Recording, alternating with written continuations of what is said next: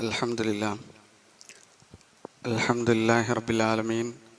Nahmaduhu wa nasta'inuhu wa nu'minu bihi wa natawakkalu alayhi. Wa na'udhu billahi min shururi anfusina wa min sayyiati a'malina. Man yahdihillahu fala mudilla lahu wa man yudlil fala hadiya lahu. Wa ashhadu an la ilaha illallah wahdahu la sharika lahu. Wa ashhadu anna Muhammadan abduhu wa rasuluhu. أرسله بالهدى ودين الحق ليظهره على الدين كله ولو كره المشركون اللهم صل على محمد وعلى آل محمد كما صليت على إبراهيم وعلى آل إبراهيم إنك حميد مجيد وبارك على محمد وعلى آل محمد كما باركت على إبراهيم وعلى آل إبراهيم إنك حميد مجيد أما بعد فإن أصدق الحديث كتاب الله وخير السنن سنن محمد صلى الله عليه وسلم وشر الأمور محدثاتها وكل أمور محدثة بدعة وكل بدعة ضلالة وكل ضلالة في النار يا أيها الناس اتقوا ربكم الذي خلقكم من نفس واحدة وخلق منها زوجها وبث منهما رجالا كثيرا ونساء واتقوا الله الذي تساءلون به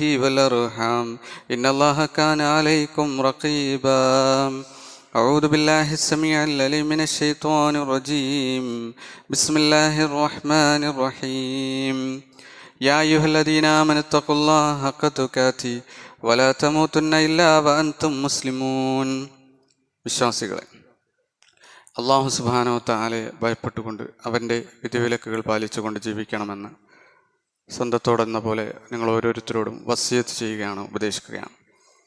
അത്തരത്തിൽ അള്ളാഹുവിനെ ഭയപ്പെടുന്ന മുത്തഖീങ്ങളിലും മുഖ്ലിസീങ്ങളിലും അള്ളാഹു നമ്മളേവരെയും ഉൾപ്പെടുത്തി അനുഗ്രഹിക്കുമാറാകട്ടെ.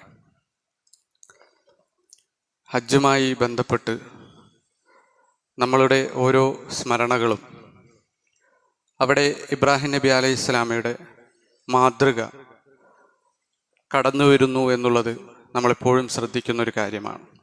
വിശുദ്ധ ഖുർആൻ ഇബ്രാഹിം നബി അലൈഹിസ്സലാമയുടെ മാതൃകയെപ്പറ്റി അടിക്കടി വിശുദ്ധ ഖുർആനിൽ നമ്മളെ ഓർമ്മപ്പെടുത്തുകയും ചെയ്യുന്നുണ്ട്. അവിടെ ഇബ്രാഹിം നബിയുടെ മാതൃക പറഞ്ഞപ്പോൾ മറ്റു പല നബിമാരുടെയും മാതൃകയിൽ നിന്ന് വ്യത്യസ്തമായി ഒരു പ്രത്യേകത ഇബ്രാഹിം നബിയുടെ മാതൃകക്ക് പറയുന്നത് നമ്മൾ ശ്രദ്ധിക്കുന്നു വിശുദ്ധ ഖുർആനിൽ. ഖദ് കാനത് ലക്കും ഉസ്വത്തുൻ ഹസനത്തുൻ ഫി ഇബ്രാഹിം, ഇബ്രാഹീമിൽ നിങ്ങൾക്ക് ഏറ്റവും നല്ല മാതൃകയുണ്ട് എന്ന് പറഞ്ഞ ഉടനെ വല്ലദീന മഅഹു എന്നുകൂടി ഖുർആൻ പറയുന്നത് നമുക്ക് കാണാൻ സാധിക്കും. അദ്ദേഹത്തോടൊപ്പം ഉണ്ടായിരുന്നവരിലും ഞങ്ങൾക്ക് മാതൃക ഉണ്ട്. അപ്പോൾ ഇബ്രാഹിം നബി അലൈഹി സ്വലാമിയുടെ ഒരു വലിയ പ്രത്യേകത എന്ന് പറഞ്ഞാൽ അദ്ദേഹത്തിന് കൂടെ ജീവിച്ച മനുഷ്യന്മാർ, വിശ്വാസികളായ മനുഷ്യന്മാർ, അത് അദ്ദേഹത്തിൻ്റെ മക്കളാകട്ടെ, ഭാര്യമാരാകട്ടെ, അദ്ദേഹത്തിൻ്റെ മരുമക്കളാകട്ടെ, ഇവരൊക്കെ തന്നെയും മാതൃകയാണ് എന്നുള്ളതാണ് യഥാർത്ഥത്തിൽ നമ്മൾ കാണുന്നത്. അങ്ങനെ അല്ലാത്ത ആളുകൾ ഇബ്രാഹിം നബിയുടെ കുടുംബത്തിൽ അധികകാലമൊന്നും നിന്നിട്ടില്ല എന്നുള്ളത് നമ്മൾ ഹദീസുകളിലൂടെയും ഖുർആനിലൂടെയും പോകുമ്പോഴും നമ്മൾ പ്രത്യേകം മനസ്സിലാക്കുന്ന ഒരു കാര്യമാണ്. എന്ന് വെച്ചാൽ ഇബ്രാഹിം നബി അലൈഹി സ്വലാം അത്രയും അദ്ദേഹത്തിൻ്റെ കുടുംബത്തിൻ്റെ നന്മ, അത് ആ കുടുംബവും മാതൃകയാകണമെന്ന് ആഗ്രഹിക്കുകയും അതിനുവേണ്ടി പരിശ്രമിക്കുകയും അല്ലാഹു സുബ്ഹാനഹു വ തആല അദ്ദേഹത്തിന് പ്രത്യേകം അനുഗ്രഹം നൽകുകയും ചെയ്തിരുന്നു എന്നുള്ളത് നമുക്ക് കാണാൻ സാധിക്കും. അതുകൊണ്ട് തന്നെ നമ്മൾ ചൊല്ലുന്ന സ്വലാത്തിൽ അവിടെ അല്ലാഹുമ്മ സ്വല്ലി അലാ മുഹമ്മദിൻ വ അലാ ആലി മുഹമ്മദ്, അല്ലാഹുവേ മുഹമ്മദ് നബിക്കും അദ്ദേഹത്തിൻ്റെ കുടുംബത്തിനും നീ സ്വലാത്ത് ചെയ്യണേ, ഗുണം ചെയ്യണേ എന്ന് പ്രാർത്ഥിക്കുന്നതോടൊപ്പം തന്നെ പറയുന്നത് കമാ സ്വല്ലൈത അലാ ഇബ്രാഹിമ വ അലാ ആലി ഇബ്രാഹിം, ഇബ്രാഹിമിന് അദ്ദേഹത്തിൻ്റെ കുടുംബത്തിനും സ്വലാത്ത് ചെയ്തതുപോലെ. അപ്പോൾ ഇബ്രാഹിം നബിക്കും അദ്ദേഹത്തിൻ്റെ കുടുംബത്തെയും പ്രത്യേകം സ്വലാത്തിലും പറയുന്നത് നമുക്ക് കാണാൻ സാധിക്കും. കമാ ബറക്ത അലാ ഇബ്രാഹിമ വ അലാ ആലി ഇബ്രാഹിം, അള്ളാഹു ഇബ്രാഹിമിനും അദ്ദേഹത്തിൻ്റെ മക്കൾക്കും അദ്ദേഹത്തിൻ്റെ ഭാര്യമാർക്കും അദ്ദേഹത്തിൻ്റെ കുടുംബത്തിന് ബറക്കത്ത് നൽകിയതുപോലെ തന്നെ മുഹമ്മദ് നബിയുടെ കുടുംബത്തിനും അദ്ദേഹത്തിനും ബറക്കത്ത് നൽകണേ എന്നാണ് നമ്മൾ പ്രാർത്ഥിക്കുന്നത്. എന്ന് വെച്ചാൽ അത്രയും ഇബ്രാഹിം നബിയുടെ മാതൃകയുമായി അടുത്ത് നിൽക്കുന്നതാണ് ഇബ്രാഹിം നബിയുടെ കുടുംബത്തിൻ്റെ മാതൃക എന്നുള്ളതാണ്. അതിലേറ്റവും പ്രധാനപ്പെട്ടത് എന്ന് വെച്ചാൽ ഇബ്രാഹിം നബി അലൈഹി സ്വലാമയുടെ ഭാര്യമാരും ഇബ്രാഹിം നബിയുടെ മായി ബന്ധപ്പെട്ട പെണ്ണുങ്ങളും തന്നെയാണ്. ഇബ്രാഹിം നബി അലൈഹി സ്വലാമയുടെ പെണ്ണുങ്ങൾ അത് ഏത് ബന്ധത്തിലുള്ളതാകാം. ചിലപ്പോൾ ഭാര്യയുടെ മക്കളുടെ ഭാര്യമാരാകാം, അല്ലെങ്കിൽ സ്വന്തം ഭാര്യമാരാകാം. ഇങ്ങനെ എവിടെയൊക്കെ ഇബ്രാഹിം നബിയുടെ ജീവിതത്തിൽ പെണ്ണുങ്ങൾ വരുന്നുണ്ടോ അവരൊക്കെ തന്നെയും മാതൃകകളായിരുന്നു എന്ന് നമുക്ക് കാണാൻ സാധിക്കും. ഇബ്രാഹിം നബി അലൈഹി സ്വലാമയുടെ ജീവിതത്തിൽ നമ്മൾ ഏറ്റവും കൂടുതൽ ശ്രദ്ധ കേന്ദ്രീകരിക്കേണ്ട ഒരു വിഭാഗമാണവർ, ഇബ്രാഹിം നബിയുടെ പെണ്ണുങ്ങൾ. ഇബ്രാഹിം നബിയുടെ പെണ്ണുങ്ങളിൽ ഏറ്റവും പ്രധാനപ്പെട്ട നമ്മൾക്ക് എല്ലാവർക്കും മാതൃകയാണെന്നറിയാവുന്ന ഒരു മഹദിയാണ് ഹാജർ എന്നുള്ളത് നമുക്കെല്ലാവർക്കും അറിയാം. ആ ഹാജറിൻ്റെ മാതൃകയിൽ പല രൂപങ്ങളും പല കാര്യങ്ങളും നമ്മൾ ശ്രദ്ധിച്ചിട്ടുണ്ട്. പക്ഷെ ഒരു കാര്യം നമ്മൾ ഹാജറിൻ്റെ ജീവിതത്തിൽ അലൈഹിസ്സലാം ഏറ്റവും കൂടുതൽ ശ്രദ്ധിക്കേണ്ട ഒരു ഭാഗമാണ് ഞാൻ പറയാൻ ഉദ്ദേശിക്കുന്നത്. ഹാജറിൻ്റെ ജീവിതത്തിൽ ഏറ്റവും പ്രധാനപ്പെട്ട നമ്മൾ ഹജ്ജുമായി ബന്ധപ്പെട്ടുകൊണ്ട് മാതൃക പിന്തുടരുന്ന ഒരു കാര്യമാണല്ലോ സൊഫക്കും മർവക്കും ഇടയിലുള്ള സഅയ്. വിശുദ്ധ ഖുർആൻ സൂറത്തുൽ ബഖറയിൽ പറഞ്ഞു, ഇന്ന സൊഫ വൽ മർവത മിൻ ശആയിരില്ല. അള്ളാഹുവിൻ്റെ അടയാളങ്ങളിൽ പെട്ടതാണ് സൊഫ മർവ എന്ന് പറയുന്നത്. ഫമൻ ഹജ്ജൽ ബൈത അവ തഅമറ ഫലാ ജുനാഹ അലൈഹി അയ്യതവഫ ബിഹിമാ. അത് രണ്ടിനും ഇടയിൽ സഅയ് ചെയ്യുക എന്നുള്ളത് ഹജ്ജ് ചെയ്യുകയും ഉംറ ചെയ്യുകയും ചെയ്യുന്ന മനുഷ്യന്മാരെ സംബന്ധിച്ചിടത്തോളം മാതൃകയായിട്ടുള്ള കാര്യമാണ് എന്ന് വിശുദ്ധ ഖുർആൻ പറഞ്ഞിട്ടുണ്ട്. അതിൻ്റെ ചരിത്രവും നമുക്കറിയാം. ഹാജറ ബീവിയുടെ ആ സഅയിൻ്റെ അതിൻ്റെ ചരിത്രം വിശുദ്ധ ഖുർആനും ഹദീസും നമുക്ക് വിശദീകരിച്ച് തരുന്നുണ്ട്. റസൂലുള്ളാഹി സ്വല്ലല്ലാഹു അലൈഹി വസല്ലമയിൽ നിന്ന് ഇബ്നു അബ്ബാസ് റിപ്പോർട്ട് ചെയ്യുന്ന ഒരു ഹദീസിൽ നമുക്ക് കാണാം, ഹാജറിനെ അവിടെ ഇബ്രാഹിം നബി അലൈഹി സ്വലാം ഹാജറിനെയും ഇസ്മായിലിനെയും തനിച്ചാക്കി പോകാൻ വേണ്ടി അള്ളാഹിൻ്റെ കൽപ്പന വരിക. ആ സമയത്ത് മക്കയുടെ ഒരു സ്ഥലത്ത് ഇബ്രാഹിമിനെയും ഇസ്മായിൽ നബിയെയും അദ്ദേഹത്തിൻ്റെ ഉമ്മയായ ഹാജറിനെയും വെച്ചുകൊണ്ട് പോകുന്ന സമയത്ത് ഇസ്മായിൽ നബി ഒരു ചെറിയ കുട്ടിയാണ്, മുല കുടിച്ചുകൊണ്ടിരിക്കുന്ന പ്രായമാണ്. അവിടെ വത്തറക്കലഹ ജറാബ മിൻ തംറിൻ വസഖാഇൻ ഫീഹിമാ. ഇബ്രാഹിം നബി അവരുടെ ഒപ്പം ഒരു ചെറിയൊരു പൊതിയും വെച്ചിട്ടുണ്ട്, ഒരു തോൽപാത്രം. അതിൽ കുറച്ച് വെള്ളവുമുണ്ട്, കുറച്ച് ഈത്തപ്പഴവുമുണ്ട്. അത് വെച്ചിട്ടാണ് പോകുന്നത്. അത് കഴിഞ്ഞപ്പോൾ കുട്ടി കരയാൻ തുടങ്ങി, വിശക്കുന്നുണ്ട്, പാല് കൊടുക്കാനൊന്നുമില്ല, ഭക്ഷണമില്ല, വെള്ളമില്ല, അങ്ങനത്തെ അവസ്ഥയാണ്. ആ സമയത്ത് ഹാജറിൻ്റെ അവസ്ഥ അവിടെ ഹദീസിൽ വ്യക്തമായി കാണാൻ സാധിക്കും. ഫന്തലഖത് കറാഹിയതൻ തൻദുറ ഇലൈഹി.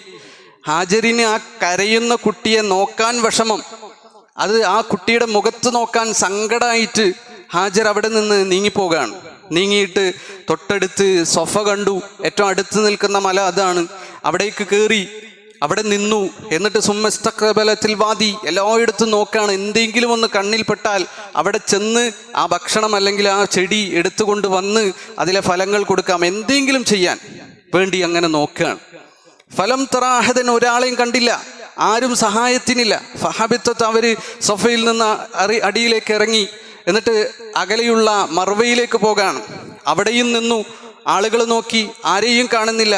ഫഫഅലത് ദാലിക സബ്അ മറാത്ത്, നിർത്താതെ 7 തവണ ഹാജർ അങ്ങോട്ടും ഇങ്ങോട്ടും ഇങ്ങനെ പാഞ്ഞുകൊണ്ടിരിക്കുകയാണ്.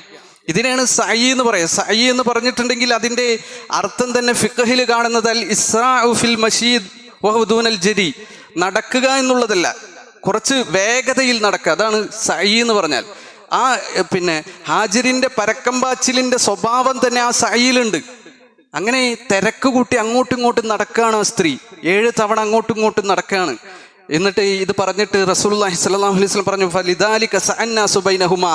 ഇതിനെ മാതൃകയാക്കിയിട്ടാണ് ജനങ്ങൾ അങ്ങോട്ടും ഇങ്ങോട്ടും സഅയ് ചെയ്തുകൊണ്ടിരിക്കുന്നത്. എന്താണ് ഇതിൽ ഹാജറിൻ്റെ മാതൃക? എന്തിനാണ് അല്ലാഹു സുബ്ഹാനഹു വ തആല ഈ സഅയ് എന്ന് പറയുന്നത് നമുക്ക് കാണിച്ചെന്ന്, നമുക്ക് മാതൃകയാക്കിയത്? എന്തുകൊണ്ട് ആ ഉമ്മയുടെ പരക്കമ്പാച്ചിൽ ഇത്ര പ്രധാനപ്പെട്ടതായി? എന്തുകൊണ്ട് ലോകാവസാനം വരെയുള്ള മനുഷ്യന്മാർക്ക് ആ ഒരു മുഹൂർത്തം, ഹാജറിൻ്റെ ജീവിതത്തിൽ ആ പ്രയാസകരമായ ആ രംഗം, അതെന്തുകൊണ്ട് നമുക്ക് അല്ലാഹു സുബ്ഹാനഹു വ തആല ഒരു വലിയ ഇബാദത്തിൻ്റെ ഭാഗമാക്കി തന്നു?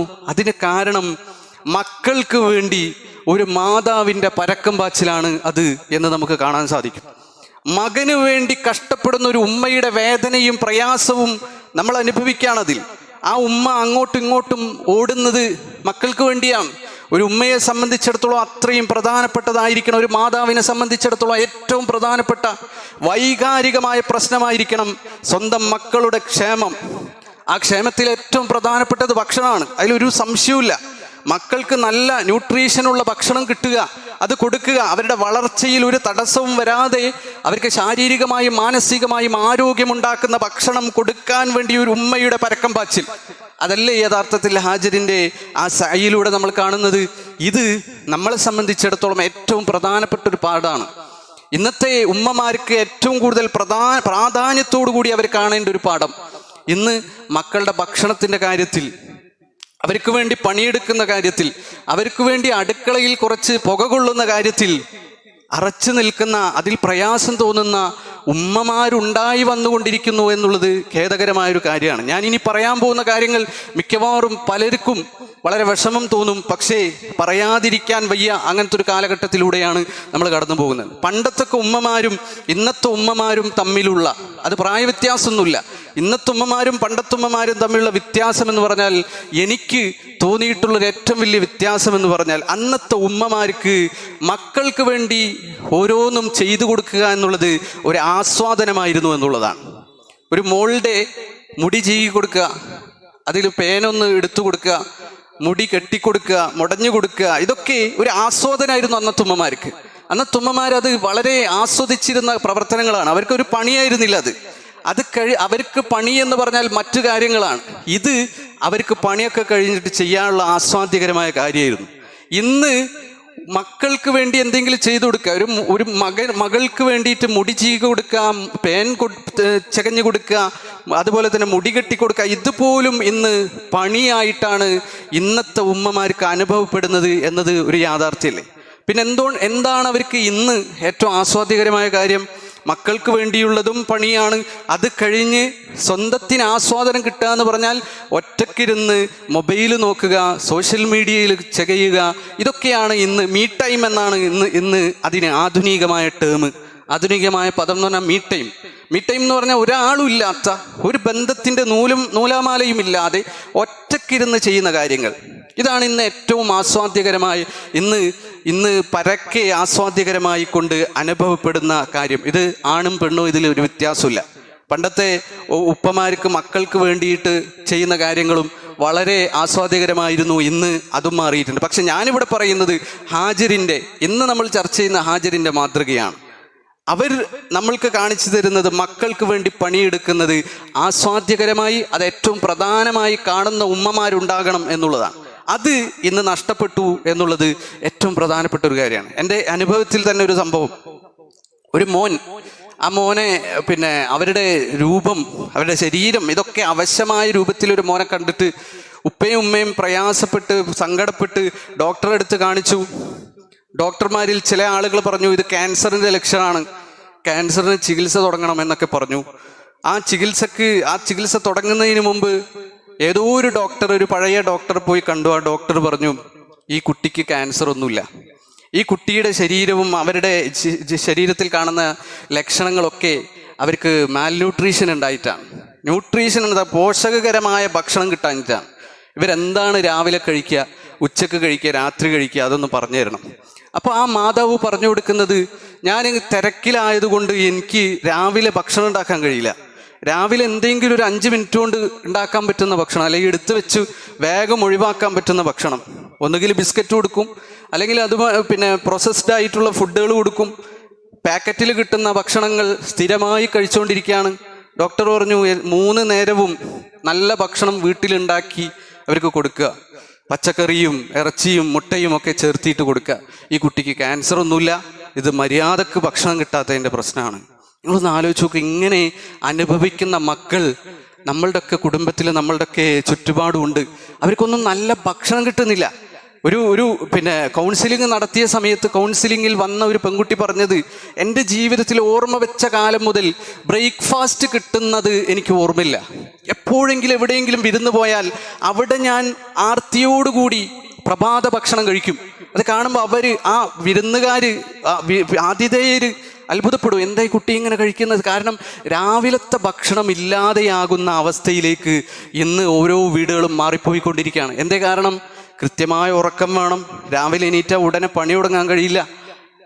ഇതൊക്കെ കഷ്ടപ്പാടുകളാണ്, പണിയാണ്. അതിനൊന്നുമല്ല എൻ്റെ ജീവിതം. എൻ്റെ ജീവിതം എന്ന് പറഞ്ഞാൽ എനിക്ക് മീ ടൈമും, എനിക്ക് എൻ്റെ സമയവും എൻ്റെ ആസ്വാദനവും ചിന്തിക്കാനും ചെയ്യാനും ഉള്ളതാണ് എന്നുള്ള ഇൻഡിവിജ്വലിസം ഇന്ന് നമ്മളുടെ നാട്ടിൽ പ്രചരിപ്പിക്കപ്പെട്ടുകൊണ്ടിരിക്കുകയാണ്. അതിൻ്റെ ഭാഗമായിക്കൊണ്ട് മാതാക്കൾ ഇങ്ങനെ മാറുന്നു എന്നുള്ളത് ഒരു പൊതു പ്രതിഭാസമായി കൊണ്ട് മാറിക്കൊണ്ടിരിക്കുകയാണ്. അതുകൊണ്ട് നമ്മൾ ശ്രദ്ധിക്കണം. നമ്മൾ ഉമ്മമാർ നമ്മൾ മനസ്സിലാക്കേണ്ടത്, നമുക്ക് മക്കളുണ്ടെങ്കിൽ അവരുടെ കാര്യത്തിലൊക്കെ ചോദ്യം ചെയ്യപ്പെടും. അല്ലാഹു സുബ്ഹാനഹു വ തആലയുടെ മുമ്പിൽ അവർക്ക് നൽകിയ ഭക്ഷണത്തിൻ്റെ കാര്യത്തിൽ പോലും ചോദ്യം ചെയ്യപ്പെടും. ഇന്ന് സുഭിക്ഷമായി മക്കൾക്ക് ഭക്ഷണം കൊടുക്കാൻ കഴിയുന്ന ഒരു കാലഘട്ടത്തിൽ നമ്മൾ ജീവിക്കുമ്പോൾ അവർക്ക് പോഷകകരമായ ഭക്ഷണം ഉണ്ടാക്കി കൊടുക്കാനുള്ള മടി കാരണം, അതെനിക്ക് ആസ്വാദനമില്ല എന്ന് തോന്നുന്നത് കാരണം, ആ സമയത്ത് എനിക്ക് കുറച്ച് നേരം കൂടി മൊബൈൽ കാണാമായിരുന്നു എന്ന് തോന്നുന്നതിൻ്റെ കാരണം നമ്മൾ ചെയ്യുന്ന കൃത്യവിലോപം അല്ലാഹു സുബ്ഹാനഹു വ തആലയുടെ മുമ്പിൽ നമ്മൾ എണ്ണി എണ്ണി പറയേണ്ടി വരുമെന്ന പേടി നമുക്കുണ്ടാകണം. അത് ഏതൊരു ഉമ്മമാരുടെയും ജീവിതത്തിൽ ഉണ്ടാകേണ്ട ഒരു കാര്യമാണ്. ഉമ്മയുടെയും വാപ്പയുടെയും ചിത്രം വരക്കാൻ പറഞ്ഞപ്പോൾ മുഖത്തിൻ്റെ ഭാഗത്ത് ഒരു ഫോണിൻ്റെ ചിത്രം വരച്ചു വെച്ച അങ്ങനത്തെ പിഞ്ചോമനകൾ വളർന്നുകൊണ്ടിരിക്കുന്ന ഒരു കാലഘട്ടത്തിൽ നമ്മൾ ശ്രദ്ധിക്കണം. നമ്മളുടെ മക്കളുടെ കാര്യത്തിൽ നമ്മൾ ചോദിക്കപ്പെടും. അല്ലാഹ് തന്ന ഏറ്റവും വലിയ അനുഗ്രഹം, അല്ലാഹ് തന്ന ഈ ലോകത്ത് നമുക്ക് ലഭിക്കാവുന്നതിൽ വെച്ച് ഏറ്റവും വലിയ അനുഗ്രഹമാണ് നമ്മളുടെ മക്കൾ. ആ അനുഗ്രഹത്തെ നമ്മൾ വില വെക്കാതെ പോകരുത്. അതിലേറ്റവും കൂടുതൽ വില വെക്കേണ്ടത് ഉമ്മമാരാണ്, അതിലൊരു സംശയമില്ല. കാരണം ഉമ്മമാരിൽ നിന്ന് കിട്ടേണ്ടത് ഉപ്പമാരിൽ നിന്ന് കിട്ടൂല. അള്ളാഹിൻ്റെ റസൂലിൻ്റെ അടുത്ത് വന്നിട്ട് ഒരു സ്വഹാബി ചോദിക്കുന്നില്ലേ, ഞാൻ ഏറ്റവും കൂടുതൽ നന്നായി പെരുമാറേണ്ടത്, സഹവസിക്കേണ്ടത് ആരോടാണെന്ന് ചോദിച്ചപ്പോൾ 3 വട്ടം ഉമ്മയെ പറഞ്ഞു, 4ാമത്തെ വട്ടമാണ് ഉപ്പയുടെ കാര്യം പറഞ്ഞു. എന്താ കാരണം? ഉമ്മക്കാണ് ഏറ്റവും കൂടുതൽ നമ്മളോടുള്ള സഹവാസത്തിൽ നന്മ ചെയ്യാനും നമ്മളെ വളർത്താനും കഴിയുക. നമ്മളുടെ ഏറ്റവും വലിയ കാര്യമാണ് നമ്മളുടെ വൈകാരികമായ വളർച്ച. ഈ വൈകാരികമായ ഇമോഷണലായിട്ടുള്ള വളർച്ച ഒരിക്കലും ഒരു ഉപ്പക്ക് പകരം വെക്കാൻ കഴിയില്ല. അത് നമ്മളുടെ ജൈവശാസ്ത്രം എടുത്തു നോക്കിയാലും ശാസ്ത്രീയമായി എടുത്തു നോക്കിയാലും ഒക്കെ ഇതാണ് കാണുക. പെണ്ണിൻ്റെ തലച്ചോറിനെ പറ്റി പഠിച്ചൊരു പുസ്തകമുണ്ട്, ദ ഫീമെയിൽ ബ്രെയിൻ എന്ന് പറയുന്ന പുസ്തകം. ആ പുസ്തകത്തിൽ പറയുന്നത് ആണുങ്ങളെക്കാൾ പെണ്ണുങ്ങൾക്ക് അവരുടെ ഹിപ്പോ ക്യാമ്പസ് എന്ന് പറയുന്ന തലച്ചോറിൻ്റെ ഭാഗം വലുതാണ്. ആ ഭാഗം എന്താ ചെയ്യുന്നത്? അത് നമ്മളുടെ വികാരങ്ങളെ അളക്കുന്ന ഭാഗമാണ്. നമ്മളുടെ വികാരങ്ങളെ കണക്കുകൂട്ടുകയും മനസ്സിലാക്കുകയും അതിനനുസരിച്ച് പെരുമാറുകയും ചെയ്യുന്ന ഭാഗമാണ്. അതുകൊണ്ട് ഏറ്റവും കൂടുതൽ എമ്പതി, മറ്റുള്ളവരോടുള്ള അനുകമ്പ കൂടുതൽ പെണ്ണുങ്ങൾക്കാണ്. കുട്ടികളോട് അനുകമ്പ കൂടുതൽ പെണ്ണുങ്ങൾക്കാണ്. കാരണം അവരുടെ തലച്ചോറ് എങ്ങനെയാണ്. അവരുടെ ഹോർമോണുകൾ എടുത്തു നോക്കിയാൽ ഈസ്ട്രജനും ഓക്സിറ്റോസിനും ഒക്കെ നമ്മളുടെ ശരീരത്തിൽ മറ്റു ബന്ധങ്ങൾ ഉണ്ടാക്കുന്ന ഹോർമോണുകൾ, എമ്പതി ഉണ്ടാക്കുന്ന വൈകാരികമായ ബന്ധങ്ങൾ ഉണ്ടാക്കുന്ന ഹോർമോണുകൾ, ഇതൊക്കെ കൂടുതൽ പെണ്ണുങ്ങൾക്കാണ്. അപ്പോൾ ഉപ്പക്ക് പകരം വെക്കാൻ കഴിയില്ല ഉമ്മയെ. ഉമ്മ തന്നെ വേണം ഒരു കുട്ടിയുടെ അടുത്ത്. ജനിച്ച 6 മണിക്കൂറിനുള്ളിൽ നവജാത ശിശു തൻ്റേതാണോ എന്ന് മണത്തിലൂടെ മനസ്സിലാക്കാൻ കഴിയും ഒരു ഉമ്മക്ക് എന്നാണ് ശാസ്ത്രജ്ഞന്മാർ പറയുന്നത്. കുഞ്ഞുങ്ങളുടെ ചിത്രങ്ങൾ, അവരുടെ കോപവും അവരുടെ വെറുപ്പും അവരുടെ ഇഷ്ടവും അവരുടെ സന്തോഷവും അവരുടെ ദുഃഖവും കാണിക്കുന്ന ചിത്രങ്ങൾ ഇങ്ങനെ കാണിച്ചു കൊടുത്തു ചില ശാസ്ത്രജ്ഞന്മാർ. എന്നിട്ട് ആണുങ്ങളോടും പെണ്ണുങ്ങളോടും പറഞ്ഞു, ഈ കുട്ടിയുടെ മനസ്സിൽ ഇപ്പം എന്താ ഉള്ളത്, ഈ കുട്ടിയുടെ മുഖം നോക്കിയിട്ട് പറയണം ഈ കുട്ടിക്ക് ഇപ്പം എന്താണ് അനുഭവപ്പെടുന്നത്, ദേഷ്യമാണോ, വെറുപ്പാണോ, ഭയമാണോ, ഇഷ്ടമാണോ, എന്താണ് അനുഭവപ്പെടുന്നത് എന്ന് പരീക്ഷിച്ച് നോക്കിയപ്പോൾ ഉമ്മമാരാണ് ഏറ്റവും കൃത്യമായി, പെണ്ണുങ്ങളാണ് ഏറ്റവും കൃത്യമായി കുട്ടികളുടെ മുഖം നോക്കിയിട്ട് അവരുടെ വികാരങ്ങൾ പറയുന്നത്. ആണുങ്ങൾക്ക് പറയാൻ കഴിയുന്നില്ല. അതുകൊണ്ട് നമ്മൾ മനസ്സിലാക്കേണ്ടത്, ഒരു പുരുഷനും ഉമ്മയാകാൻ കഴിയില്ല, മാതാവാകാൻ കഴിയില്ല. വൈകാരികമായ വളർച്ചയും ബന്ധങ്ങളും ഊട്ടിയുറപ്പിക്കാനും അത് പുഷ്ടിപ്പെടുത്താനും ഒരു പുരുഷന് സാധിക്കില്ല എന്നുള്ളതാണ് നമ്മളുടെ ജൈവശാസ്ത്രം. അതുകൊണ്ട് ഉമ്മമാരിത് ശ്രദ്ധിക്കേണ്ടതുണ്ട്. നമ്മളെ മക്കൾ, നമുക്കിപ്പോൾ ജോലി ഉണ്ടെങ്കിൽ പെണ്ണുങ്ങൾ പലരും ജോലി ചെയ്യാണ്. ആ ജോലി ചെയ്യുന്ന സമയത്ത് ഉപ്പൊന്ന് നോക്കിക്കോട്ടെ, ഭർത്താവൊന്ന് നോക്കിക്കോട്ടെ എന്ന് വിചാരിക്കുമ്പോഴൊക്കെ നമ്മൾ ശ്രദ്ധിക്കണം. നമ്മളുടെ വൈകാരികമായ സാന്നിധ്യവും സഹവാസവും അവർക്ക് വളരെ പ്രധാനപ്പെട്ടതാണ്. ജോലി ചെയ്യേണ്ടെന്നൊന്നുമല്ല നമ്മൾ പറയുന്നത്. നേരെ മറിച്ച് ജോലി ചെയ്യുമ്പോഴും തൻ്റെ മകന് വൈകാരികമായി കിട്ടേണ്ട സ്നേഹവും അനുകമ്പയും ഒക്കെ കൊടുക്കാൻ ഏറ്റവും കൂടുതൽ ശ്രദ്ധിക്കേണ്ടതും അതിന് സമയം കണ്ടെത്തേണ്ടതും ഉമ്മമാരാണ്. വീട്ടിൽ വന്നാൽ, ജോലി കഴിഞ്ഞ് വന്നാൽ സമയം കിട്ടുമ്പോഴൊക്കെ അവരുമായി ചെലവഴിക്കാൻ, അവരുമായി വൈകാരികമായി ബന്ധമുണ്ടാക്കാൻ, അവർക്ക് സ്നേഹം കൊടുക്കാൻ, അനുകമ്പ കൊടുക്കാൻ, ഈ ലോകമെന്ന് പറഞ്ഞാൽ സ്നേഹത്തിൻ്റെതാണ് എന്ന് പറഞ്ഞു കൊടുക്കാൻ, ഇതൊരിക്കലും കേവലം ദ്രോഹത്തിൻ്റെയും ക്രൂരതയുടേതും അല്ല എന്ന് അവരുടെ ചിന്തക്ക് മനസ്സിലാക്കി കൊടുക്കാൻ ഒരു ഉമ്മക്കാണ് കഴിയുക. കാരണം ഉമ്മയുടെ സഹവാസം കിട്ടാതെ വളർന്ന മക്കളെ പറ്റിയിട്ട് സാമൂഹിക ശാസ്ത്രജ്ഞന്മാർ പറയുന്നത് അവരേറ്റവും കൂടുതൽ സമൂഹത്തിനെതിരായവരായിക്കൊണ്ട് വളരുന്നു എന്നുള്ളതാണ്. അപ്പോൾ സമൂഹത്തിനെതിരാവാതെ കാരുണ്യമുള്ള, മനുഷ്യന്മാരോട് കരുണ കാണിക്കുന്ന, സ്നേഹം കാണിക്കുന്നവരായി നമ്മളെ മക്കൾ വളരണമെങ്കിൽ അവിടെ ഏറ്റവും പ്രധാനപ്പെട്ട ഒരു കാര്യമാണ് ഉമ്മയുടെ സാന്നിധ്യം എന്ന് പറയുന്നത്, ഉമ്മയുടെ സഹവാസം എന്ന് പറയുന്നത്. ഇത് ഏറ്റവും പ്രധാനപ്പെട്ട മാതൃകയായി കാണിക്കുന്നത് ഹാജറിൻ്റെ ജീവിതത്തിലാണ്. മക്കൾക്ക് വേണ്ടി കഷ്ടപ്പെടുക, മക്കൾക്ക് വേണ്ടി പ്രയാസം അനുഭവിക്കുക, ഇതൊക്കെ ഏറ്റവും മഹത്തരമായൊരു മാതൃകയാണ് എന്ന് നമ്മൾ തിരിച്ചറിയുക. അതുപോലെ തന്നെ ഇബ്രാഹിം നബി അലൈഹി ഇസ്ലാമിയുടെ ജീവിതത്തിലുള്ള മറ്റ് സ്ത്രീകളെ നമുക്ക് കാണാൻ സാധിക്കും. ഇബ്രാഹിം നബിയുടെ മരുമക്കൾ, ഇബ്രാഹിം നബിക്ക് മരുമക്കൾ ഉണ്ടായിരുന്നു. 2 മരുമക്കളെ പറ്റി ഹദീസിൽ നമുക്ക് കാണാം. സ്വഹീൽ ബുഖാരിയിൽ ഒരു ഹദീസിൽ കാണാം, ഇബ്രാഹിം നബി അലൈഹി ഇസ്ലാം അദ്ദേഹം ഇസ്മായിൽ നബി വളർന്നതിന് ശേഷം ഇസ്മായിൽ നബി കല്യാണം കഴിച്ചതിന് ശേഷം ഇസ്മായിൽ നബിയെ കാണാൻ പോകുന്ന രംഗം ബുഖാരിയിൽ നമുക്ക് കാണാൻ സാധിക്കും. അങ്ങനെ വളർന്ന് വലുതായി യുവാവായി ഒരു ഭാര്യയായി ജീവിക്കുന്ന ഇസ്മായിൽ നബിയുടെ വീട്ടിൽ ഇബ്രാഹിം നബി അലൈഹി സ്വലാം പോവാണ്. ആ പോയ സമയത്ത് അവിടെ ഒരു സ്ത്രീയെയാണ് കണ്ടത്. ആ സ്ത്രീ വാതിൽ തുറന്നു. ഇബ്രാഹിം നബി അലൈഹി സ്വലാം ആ മരുമകളോട് സംസാരിച്ചുകൊണ്ടിരിക്കുകയാണ്, ഇസ്മായിൽ നബിയുടെ ഭാര്യയോട് സംസാരിച്ചുകൊണ്ടിരിക്കുകയാണ്. ആ സ്ത്രീയോട് ചോദിച്ചു, എവിടെയാണ് മോൻ, എവിടെയാണ് ഇവിടെയുള്ള ആൾ? മോനാണെന്നൊന്നും പറഞ്ഞില്ല, എവിടെയാണ് ഈ ആള് എന്ന് ചോദിച്ചു. അപ്പോൾ പറഞ്ഞു, ഖറജ യബ്തഗി ലനാ, ഞങ്ങൾക്ക് വേണ്ടിയിട്ട് കാര്യങ്ങൾ സമ്പാദിക്കാനും ജോലിയെടുക്കാനൊക്കെ പോയിക്കാണ് എന്ന് പറഞ്ഞു. അപ്പോൾ അവരോട് ഇബ്രാഹിം നബി അലൈഹി സ്വലാം മരുമകളോട് ചോദിക്കുകയാണ്, ആരാണെന്ന് പറയാതെ ചോദിക്കുകയാണ്, അൻ ആയിഷിഹിം വഹയ്യത്തിഹിം, അവരുടെ ജീവിതത്തിൻ്റെ നിലവാരം എന്താണ്, ജീവിക്കാനൊക്കെ വകയുണ്ടോ, എങ്ങനെയാണ് നിങ്ങളുടെ ജീവിതം എന്നൊക്കെ ചോദിക്കാം.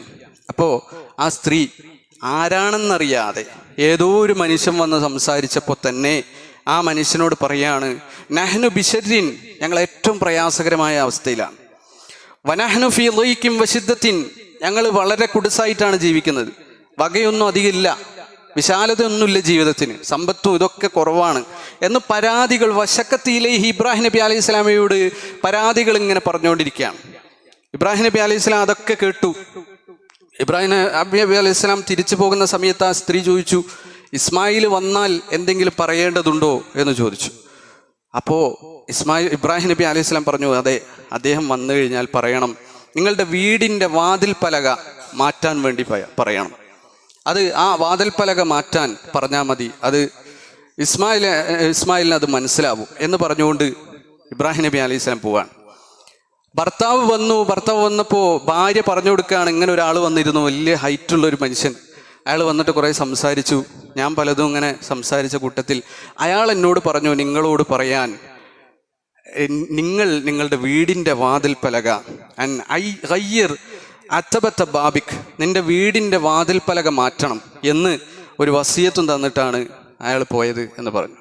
അപ്പോൾ ഇസ്മായിൽ നബി അലൈഹി സ്വലാം പറഞ്ഞു, ദാക്കി അബി വഖദ് അമറനി അൻ ഉഫാരിഖക്, ഇത് ആ വന്നത് എൻ്റെ ഉപ്പയാണ്, എൻ്റെ ഉപ്പ വാതിൽ പലക മാറ്റണം എന്ന് പറഞ്ഞതിൻ്റെ അർത്ഥം നീയുമായിട്ട് ഉള്ള ബന്ധം ഒഴിവാക്കണം എന്നുള്ളതാണ്. നീ നല്ലൊരു ഭാര്യയല്ല എന്ന അദ്ദേഹത്തിൻ്റെ അഭിപ്രായം. അതുകൊണ്ട് അദ്ദേഹത്തിൻ്റെ അഭിപ്രായം അതാണ്. അതുകൊണ്ട് ഇൽഹഖി ബി അഹ്ലിക്, നിന്റെ വീട്ടിലേക്ക് നീ പൊയ്ക്കോളൂ എന്ന് പറഞ്ഞുകൊണ്ട് ഇസ്മായിൽ നബി അലൈഹി സ്വലാം അവരെ ഫതൊല്ലഖഹ, അവരെ വിവാഹമോചനം നടത്തി. ഫതസവ്വജ മിൻഹു മുഖറ, എന്നിട്ട് മക്കയിൽ നിന്നുള്ള വേറൊരു സ്ത്രീയെ വിവാഹം കഴിക്കുകയാണ്. ആ വിവാഹം കഴിഞ്ഞ് കുറച്ച് കഴിഞ്ഞപ്പോൾ ഇബ്രാഹിം നബി അലൈഹി സ്വലാം വീണ്ടും വന്നു. വീട്ടിൽ കയറി, കൈഫ അൻതും, എന്താണ് നിങ്ങളുടെ വിശേഷം എന്നൊക്കെ ചോദിച്ചു. ആരാണെന്ന് പറഞ്ഞിട്ടില്ല. വസഅല അൻ ആയിഷിഹിം വഹയ്യാത്തിഹിം, അവരുടെ അവസ്ഥയും കോലൊക്കെ എന്താണെന്ന് ചോദിച്ചു. അപ്പോൾ ആ സ്ത്രീ പറഞ്ഞു, നഹ്നു ബി ഖൈരിൻ വസഅത്തിൻ, ഞങ്ങൾ നല്ല സുന്ദരമായ അവസ്ഥയിലാണ് ജീവിക്കുന്നത്, നല്ല വിശാലത ഞങ്ങൾക്കുണ്ട്.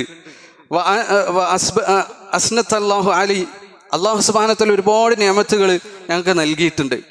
അപ്പോൾ ഇബ്രാഹിം നബി ചോദിച്ചു, മാ തുആമുക്കും, നിങ്ങൾ കഴിക്കുന്നത് എന്താ, സ്ഥിരമായ ഭക്ഷണം എന്താണ്? അല്ലാഹ്, ഞങ്ങൾ കഴിക്കാറുള്ളത് ഇറച്ചിയാണ്. ഫമാ ശറാബുക്കും, നിങ്ങളുടെ വെള്ളം എന്താണ്? ഖാലത്തുൽ മാ, വെള്ളമാണ് കുടിക്കുന്നത്. അപ്പോൾ വെള്ളവും ഇറച്ചിയുമാണ് അവിടെ കിട്ടുന്ന ഭക്ഷണം. ആ ഭക്ഷണം കഴിച്ചിട്ട് മുന്തിയ ഭക്ഷണങ്ങളൊന്നുമില്ല. അവിടെ വേട്ടയാടിയിട്ട് ഇസ്മായിൽ നബി അലൈഹി സ്വലാമക്ക് എന്താ കിട്ടുന്നത് അത് തിന്ന് അങ്ങനെ വിരക്തമായൊരു ജീവിതമാണ് നയിക്കുന്നത്. പക്ഷെ ആ പെണ്ണ് പറയുന്നതൊക്കെ ഖൈറാണ്, എല്ലാം ഖൈറിലാണ്, എല്ലാം നന്മയാണ് എന്നാണ് പറയുന്നത്. അപ്പോൾ ഇബ്രാഹിം നബി അലൈഹി സ്വലാം അവിടെ വെച്ച് പ്രാർത്ഥിക്കണം, അല്ലാഹുമ്മ ബാരിക് ലഹും ഫിൽ ലഹ്മി വൽ മാ, അവരുടെ വെള്ളത്തിലും അവരുടെ ഭക്ഷണത്തിലും അല്ലാഹുവേ നീ ബർക്കത്ത് നൽകണേ എന്ന് പ്രാർത്ഥിക്കാം. പോകുന്ന സമയത്ത് ഈ സ്ത്രീ ചോദിക്കുകയാണ്, ഞാൻ എന്തെങ്കിലും ഇസ്മായിലിനോട് പറയണോ? അതെ, നിങ്ങൾ ഒരു വസിയത്ത് നൽകണം, ഞാൻ പറഞ്ഞതായിട്ട് ഇങ്ങനെ പറയണം, നിന്റെ വാതിൽ പലക അതവിടെ ഉറപ്പിക്കണം എന്ന് നിങ്ങൾ പറയണം എന്ന് ഭാര്യയോട് ഉപദേശിക്കുകയാണ്. ഭാര്യ ഇസ്മായിൽ നബി അലൈഹി സ്വലാം ഭർത്താവ് വന്ന സമയത്ത് പറഞ്ഞു, ഒരാൾ വന്നിരുന്നു, ഇങ്ങനൊക്കെ പറഞ്ഞു. ഇസ്മായിൽ നബി ചോദിച്ചു, എന്തെങ്കിലും വസിയത്ത് തന്നോ, എന്തെങ്കിലും ഉപദേശം തന്നോ? അതെ, വസിയത്ത് ചെയ്തു. ഹുവ യഖ്റഉ അലൈക സലാം, നിങ്ങൾക്ക് സലാം പറഞ്ഞിട്ടുണ്ട്. വയ അമുറുക്കായ, താങ്കളോട് കൽപ്പിക്കാനും പറഞ്ഞു. അൻ തുസ്ബിത അത്തബത്ത ബാബിക്, നിങ്ങളുടെ വീടിൻ്റെ പലക വാതിൽ പലക അത് ഉറപ്പിക്കാൻ വേണ്ടി വസിയത്ത് ചെയ്യുകയും ചെയ്തു. അപ്പോൾ ഇസ്മായിൽ നബി അലൈഹി സ്വലാം പറഞ്ഞു, ദാക അബി, അതെൻ്റെ ഉപ്പയാണ്. വ അൻതൽ അതബത അമറനി അൻ അംസികുക, നിന്നെ വെക്കാനും ഉറപ്പിക്കാനും പറഞ്ഞത്, വാതിൽപ്പലക ഉറപ്പിക്കാൻ പറഞ്ഞതിൻ്റെ അർത്ഥം അത് നിന്നെ ഉറപ്പിക്കാനാണ്, നിന്നെ ഭാര്യയായി ജീവിതത്തിൽ ഉൾക്കൊള്ളാനാണ് എന്ന് ഇസ്മായിൽ നബി അലൈഹി സ്വലാം ഭാര്യയോട് പറഞ്ഞു എന്ന് ബുഖാരിയിൽ ഹദീസ് നമുക്ക് കാണാൻ സാധിക്കും. ഈ അത്തബത്ത് ബാബ് എന്നുള്ളതിനെ വിശദീകരിച്ച്, വാതിൽ പലക എന്നതിനെ വിശദീകരിച്ച് ഇബ്നു ഹജർ അൽ അസ്ഖലാനി അദ്ദേഹത്തിൻ്റെ ഈ ഹദീസിൻ്റെ വിശദീകരണത്തിൽ പറയാണ്, കിനായത്തുൻ അനിൽ മർഅ, ഒരു സ്ത്രീയെ അവിടെ ഉപമിക്കുകയാണ് ഇബ്രാഹിം നബി അലൈഹി സ്വലാം ചെയ്തത്. കാരണം ഇബ്രാഹിം നബി ആകട്ടെ മകൻ ഇസ്മായിൽ ആകട്ടെ അവരൊക്കെ നിർമ്മാണ പണിക്കാരാണ്, അവരൊക്കെ കൽപ്പണിക്കാരാണ്. അവർ രണ്ടുപേരും കൂടിയിട്ടാണ് കാബ ഉണ്ടാക്കിയത്, സ്വന്തം കൈകൊണ്ടാണ് ഉണ്ടാക്കുന്നത്. അപ്പോൾ അവർ മേസ്തിരികൾ അല്ലെങ്കിൽ കൽപ്പണിക്കാരാണ്. അവരെ സംബന്ധിച്ചിടത്തോളം അവർക്ക് ആ നിർമ്മാണ തൊഴിലുമായി ബന്ധപ്പെട്ട ഉപമ പറയുമ്പോൾ അവർക്ക് മനസ്സിലാവും. അതുകൊണ്ട് ആ സ്ത്രീയെ, ഭാര്യമാരെ അദ്ദേഹം ഉപമിച്ചപ്പോൾ മകന് ആ ഉപമ മനസ്സിലായി. അതെന്താണതിന് കാരണം? ഒരു വീടിന് എത്രത്തോളം പ്രധാനപ്പെട്ടതാണ് അതിൻ്റെ വാതിലും വാതിൽ പലകയും, അത്രയും പ്രധാനപ്പെട്ടതാണ് ഒരു പുരുഷൻ്റെ, ഒരു മനുഷ്യൻ്റെ ജീവിതത്തിൽ ഭാര്യ എന്ന് പറയുന്നത്. വഹുവ ഹിഫ്ദുൽ ബാബ്, വാതിൽ കാവൽ നിൽക്കുന്നതും അത് സുരക്ഷിതമാക്കുന്നതും, ആ വീടിൻ്റെ സുരക്ഷിതത്വം എന്ന് പറയുന്നത് ആ വാതിലിൻ്റെയും വാതിൽ പലകയുടെയും ഉറപ്പിൻ്റെ അടിസ്ഥാനത്തിലാണ്. വസൗനു മാഫു ഹുവ ദാഖിലു, ആ വീടിൻ്റെ ഉള്ളിലുള്ള മനുഷ്യന്മാർക്കൊക്കെ പ്രത്യക്ഷമായ ആളുകൾ എന്തെങ്കിലും ന്യൂനത ഉണ്ടെങ്കിൽ, എന്തെങ്കിലും പ്രശ്നങ്ങളുണ്ടെങ്കിൽ അവരുടെ രഹസ്യങ്ങൾ ഇതൊക്കെ മറച്ചു വെക്കുന്നതും ഈ വാതിലാണ്. ഈ വാതിലില്ലാത്ത വീട്ടിൽ ആർക്കും എപ്പോഴും കയറിച്ചെല്ലാം, ആർക്കും എന്തും കാണാം, അവരുടെ വിവരങ്ങളൊക്കെ മനസ്സിലാക്കാം. ഇതൊന്നുമില്ലാതെ കുടുംബത്തെ സംരക്ഷിക്കുകയും അത് കാത്തു സൂക്ഷിക്കുകയും കുടുംബത്തിന് സുരക്ഷിതത്വമായി കൊണ്ട് നിലനിൽക്കുകയും ചെയ്യുന്നത് ഒരു വീട്ടിലെ പെണ്ണാണ്.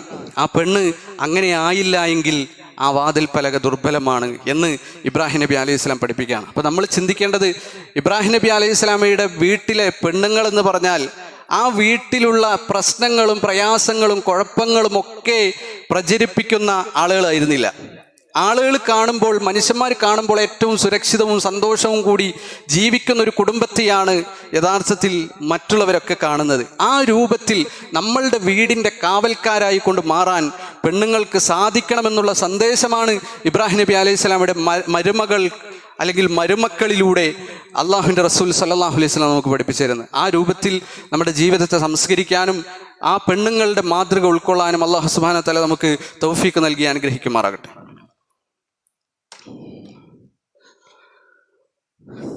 അൽഹംദുലില്ലാഹ് വസ്സലാത്തു വസ്സലാമു അലാ റസൂലിഹിൽ അമീൻ വഅലാ ആലിഹി വസഹ്ബിഹി അജ്മഈൻ അമ്മാ ബഅദ്. ഒരിക്കൽ കൂടി അള്ളാഹുവിനെ ഭയപ്പെട്ടുകൊണ്ട് ജീവിക്കണമെന്ന് വസിയത്ത് ചെയ്യുകയാണ്, ഉപദേശിക്കുകയാണ്. അള്ളാഹുവിൻ്റെ റസൂൽ സല്ലല്ലാഹു അലൈഹി വസല്ലമ വിശുദ്ധ ഖുർആനിലൂടെയും ഹദീസിലൂടെയും ഒക്കെ നമുക്ക് പഠിപ്പിച്ചു തന്ന ഇബ്രാഹിം നബി അലൈഹി സ്വലാമയുടെ മാതൃകയായിക്കൊണ്ട് അവരുടെ ഇബ്രാഹിം നബിയുടെ ജീവിതത്തിലുള്ള സ്ത്രീകളെ പ്രത്യേകം പഠിപ്പിച്ചു തരുന്നത് നമുക്ക് കാണാൻ സാധിക്കും. അതിൽപ്പെട്ടതാണ് സാറ എന്ന് പറയുന്ന ഇബ്രാഹിം നബി അലൈഹി സ്വലാമയുടെ ഭാര്യ. ഇബ്രാഹിം നബിയെപ്പറ്റി പ്രവാചകൻ സല്ലല്ലാഹു അലൈഹി വസല്ലം പറഞ്ഞത് കാന അവ്വല മൻ ളയ്യഫൽ ലൈഫ് ഇബ്രാഹിം. ഇബ്രാഹിം നബി അലൈഹി സ്വലാമയുടെ ഏറ്റവും വലിയ പ്രത്യേകത അദ്ദേഹം അതിഥികളെ കുറേ ആദരിക്കുന്ന മനുഷ്യനായിരുന്നു എന്ന്. എല്ലാവരെയും, ഭക്ഷണമില്ലാത്ത മനുഷ്യന്മാർ, ഇന്നത്തെ കാലം പോലെയല്ല, ഇന്നിപ്പോൾ എല്ലാവർക്കും ഭക്ഷണമൊക്കെ ഉണ്ട് നമ്മളെ ചുറ്റുപാടുള്ളവർക്കൊക്കെ. പക്ഷേ അന്ന് ഒരുപാട് വഴിയാത്രക്കാരുണ്ടാവും, താമസിക്കാൻ സത്രങ്ങളോ ഹോട്ടലുകളോ ഒന്നുമില്ലാത്ത കാലമാണ്. ആ സമയത്ത് ആളുകൾ വിശന്ന് വലഞ്ഞ് നടക്കുന്നുണ്ടാവും. രാത്രി ഇബ്രാഹിം നബി അലൈഹി സ്വലാം വൈകുന്നേരം ആയിക്കഴിഞ്ഞാൽ ആർക്കെങ്കിലും ഭക്ഷണം വേണമെങ്കിൽ അവരൊക്കെ വിളിച്ചു കൊണ്ടുവന്ന് ഉള്ളതെന്താണോ അതൊക്കെ അവർക്ക് സമർപ്പിക്കുന്ന ഒരു സ്വഭാവം ഇബ്രാഹിം നബി അലൈഹി സ്വലാമുക്ക് ഉണ്ടായിരുന്നു. അതുകൊണ്ട് അദ്ദേഹത്തിന് ആ പേര് തന്നെ ലഭിച്ചു എന്ന് പ്രവാചകൻ സ്വല്ലല്ലാഹു അബുൽ ലൈഫാൻ, അതിഥികളുടെ പിതാവ് എന്ന പേര് അദ്ദേഹത്തിന് കിട്ടി എന്നുള്ളതാണ്. നമുക്കറിയാം, ഖുർആനിൽ മലക്കുകളെ മലക്കാണെന്നറിയാതെ വിളിച്ചു കൊണ്ടുവന്നു. നാട്ടിൽ കാണാത്ത പരിചയമില്ലാത്ത യാത്രക്കാരാണ്. അവർക്ക് എന്തെങ്കിലും വേണ്ട എന്ന് വിചാരിച്ചിട്ട് കൊണ്ടുവന്നപ്പോൾ ആ മലക്കുകൾ ഭക്ഷണം കഴിക്കുന്നില്ല.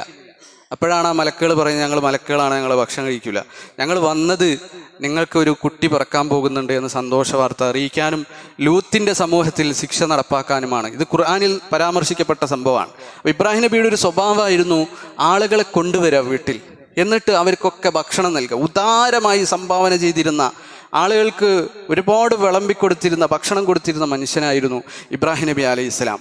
ആ ഇബ്രാഹിം നബി അലൈഹി ഇസ്ലാമക്ക് ആ ഭക്ഷണം ഉണ്ടാക്കാനും പാകം ചെയ്യാനും ആളുകളെ സാമ്പത്തികമായി സഹായിക്കാനും ഒക്കെ കൂടെ ഉണ്ടായിരുന്നത് സാറയാണ് എന്നുള്ളത് ഹദീസിലും ഖുർആനിലും എമ്പാടും നമുക്ക് കാണാൻ സാധിക്കും. ആ മലക്കുകളെ വിളിച്ചു വരുത്തിയപ്പോഴും അവർക്ക് വേണ്ടി ഭക്ഷണം ഉണ്ടാക്കുന്നത്, ഒരു മൂരിയെ അറുത്ത് കൊണ്ടുവന്ന് ഭാര്യയുടെ അടുത്തേക്ക് കൊണ്ടുപോകാൻ ഭാര്യ ഒരിക്കലും ഒരു മറുവാക്ക് പറഞ്ഞിട്ടില്ല. എന്തിനാണ് നിങ്ങൾ ഈ സാമ്പത്തികമായി ഇത്രയും കഷ്ടപ്പെടുന്നത്, ഇത്രയും ആൾക്കാർക്ക് ഇങ്ങനെ കാശ് വാരിക്കോരി കൊടുക്കുന്നത് എന്തിനാ എന്നൊരു വാക്ക് പോലും സാറയു എന്ന് പറയുന്ന ഭാര്യയുടെ വായിൽ നിന്ന് വന്നില്ല എന്നുള്ളത് വിശുദ്ധ ഖുർആനും ഹദീസും നമ്മൾ നോക്കുമ്പോൾ കാണുന്നതാണ്. വിശുദ്ധ ഖുർആൻ പറയുന്നു, ഫസാഗ ഇലാ അഹ്ലിഹി ഫജാഅ ബിഅജ്ലിൻ സമീൻ. ഫറാഗ ഇലാ അഹ്ലിഹി, അദ്ദേഹം തൻ്റെ ഭാര്യയുടെ അടുത്തേക്ക് തിരിഞ്ഞു, ഭാര്യയുടെ അടുത്തേക്ക് പോയിട്ട് ഭക്ഷണവും കൊണ്ടുവരികയാണ്. എന്നുവെച്ചാൽ ഭാര്യ അതിന് റെഡിയായി നിൽക്കുകയാണ്. എല്ലാ ദിവസവും സാമ്പത്തികമായി മനുഷ്യന്മാരെ സഹായിക്കാൻ ഭർത്താവിന് കൂടെ സാറയുണ്ടായിരുന്നു എന്നുള്ളത് നമ്മൾ കാണാണ്. അങ്ങനെയുള്ള ഭാര്യമാർ നമ്മൾക്ക് എല്ലാവർക്കും ആവശ്യമാണ്. ഓരോ ഭാര്യമാരും അങ്ങനെയായി മാറണം. അള്ളാഹുവിൻ്റെ റസൂൽ സല്ലല്ലാഹു അലൈഹി വസല്ലം പറഞ്ഞു, ഏറ്റവും ധനത്തെപ്പറ്റി പ്രവാചകൻ ഇങ്ങനെ ഉപദേശിച്ചുകൊണ്ടിരുന്നപ്പോൾ സ്വഹാബികളിൽ ചില ആളുകൾ ചോദിച്ചു, നബിയെ ഏറ്റവും നല്ല ധനം എന്ന് പറഞ്ഞാൽ എന്താണ്? ഏറ്റവും നല്ല ധനം. അപ്പം അള്ളാഹുവിൻ്റെ റസൂൽ പറഞ്ഞു, ഏറ്റവും നല്ല ധനം എന്ന് പറഞ്ഞാൽ അള്ളാഹ്ക്ക് ശുക്ർ ചെയ്യാൻ, അള്ളാഹുവിന് നന്ദി ചെയ്യാൻ നമ്മളെ സഹായിക്കുന്ന ഭാര്യമാരാണ് ഏറ്റവും നല്ല ധനം. ഈ ലോകത്തൊരു മനുഷ്യന് കിട്ടാവുന്ന ഏറ്റവും വലിയ സമ്പാദ്യം എന്ന് പറഞ്ഞാൽ നമ്മൾ ചെയ്യുന്ന എല്ലാ നന്മക്കും കൂടെ ഞാനുണ്ട്, കൂടെ എല്ലാത്തിനും റെഡിയായി ഞാനുണ്ട് എന്ന് പറയുന്ന ഒരു ഭാര്യ ഉണ്ടെങ്കിൽ അതാണ് ഏറ്റവും വലിയ ധനം, ഒരു മനുഷ്യന് കിട്ടാവുന്ന ഏറ്റവും വലിയ സമ്പാദ്യമെന്ന് റസൂലുള്ളാഹി സ്വല്ലല്ലാഹു അലൈഹി വസല്ലം പറയുകയാണ്. അതാണ് ഇബ്രാഹിം നബി അലൈഹി സ്വലാമിയുടെ കൂടെ ഉണ്ടായിരുന്നത്. ഇബ്രാഹിം നബിയുടെ കൂടെ ഉണ്ടായിരുന്ന പെണ്ണുങ്ങളൊക്കെയും മാതൃകയായിരുന്നു. ഇബ്രാഹിം നബിയുടെ കുടുംബം, വല്ലദീന മഅഹു, അദ്ദേഹത്തോടൊപ്പം ഉണ്ടായിരുന്നവർ, അവരും നിങ്ങൾക്ക് മാതൃകയാണ് എന്ന് വിശുദ്ധ ഖുർആൻ പറഞ്ഞതിൻ്റെ ചിത്രങ്ങളാണ് നമ്മൾ ഖുർആനിലും ഹദീസിലും കാണുന്നത്. അല്ലാഹു സുബ്ഹാനഹു വ തആല അത്തരത്തിലൊരു കുടുംബം ഉള്ള മനുഷ്യന്മാരിൽ നമ്മളേവരെയും ഉൾപ്പെടുത്തി അനുഗ്രഹിക്കുമാറാകട്ടെ. നമ്മളുടെ കുടുംബവും ആ മാതൃകയെ പിന്തുടരുന്ന അവസ്ഥയിലേക്ക് ഉയരാൻ ആത്മീയമായി അള്ളാഹു നമ്മളെ സഹായിക്കുമാറാകട്ടെ. നമ്മളുടെ ജീവിതത്തിൽ വന്നുപോയിട്ടുള്ള ചെറുതും വലുതുമായ രഹസ്യവും പരസ്യവുമായ എല്ലാ തെറ്റുകുറ്റങ്ങളും അള്ളാഹു പുറത്തു മാപ്പാക്കി തരുമാറാകട്ടെ. നമുക്ക് മുമ്പ് കഴിഞ്ഞു പോയ വിശ്വാസിനികൾക്ക് അള്ളാഹു മഗ്ഫിറത്തും മർഹമത്തും നൽകി അനുഗ്രഹിക്കുമാറാകട്ടെ. പട്ടിണി മൂലം, ദാരിദ്ര്യം മൂലം, കടങ്ങൾ മൂലം, രോഗങ്ങൾ മൂലം ഒരുപാട് പ്രയാസങ്ങൾ അനുഭവിക്കുന്ന എല്ലാ വിശ്വാസികൾക്കും അള്ളാഹു ശമനവും സൗഖ്യവും നൽകി അനുഗ്രഹിക്കുമാറാകട്ടെ. ജീവിതത്തിൻ്റെ എല്ലാ മേഖലകളിലും അള്ളാഹു ബറക്കത്ത് നൽകി അനുഗ്രഹിക്കുമാറാകട്ടെ. നമ്മളുടെ ഈ പള്ളിയുമായി ബന്ധപ്പെട്ട് അതിൻ്റെ നിർമ്മാണവും അതിൻ്റെ നടത്തിപ്പുമായി ബന്ധപ്പെട്ട് ഒരുപാട് സംഭാവനകൾ അർപ്പിച്ച സഹോദരൻ, അദ്ദേഹത്തിൻ്റെ കുടുംബം തക്കതായ പ്രതിഫലം നൽകി അള്ളാഹു അനുഗ്രഹിക്കുമാറാകട്ടെ. അല്ലാഹുമ്മ ഗ്ഫിർ മുഅ്മിനീന വൽ മുഅ്മിനാത്ത് വൽ മുസ്ലിമീന വൽ മുസ്ലിമാത്ത് അൽഅഹ്യാഇ മിൻഹും വൽ അംവാത്ത് ഇന്നക മുജീബു ദഅവാതി യാ ഖാദിൽ ഹാജാത്ത് റബ്ബനാ ലാ തുആഖിദ്നാ ഇൻ നസീനാ വഖ്തഅനാ ربنا ولا تحمل علينا إصرا كما حملته على الذين من قبلنا ربنا ولا تحملنا ما لا طاقة لنا به واغفر لنا وارحمنا أنت مولانا فانصرنا على القوم الكافرين ربنا آتنا في الدنيا حسنة وفي الآخرة حسنة وقنا عذاب النار ربنا تقبل منا إنك أنت السميع العليم وتب علينا إنك أنت التواب الرحيم آمين آمين آمين برحمتك يا أرحم الراحمين.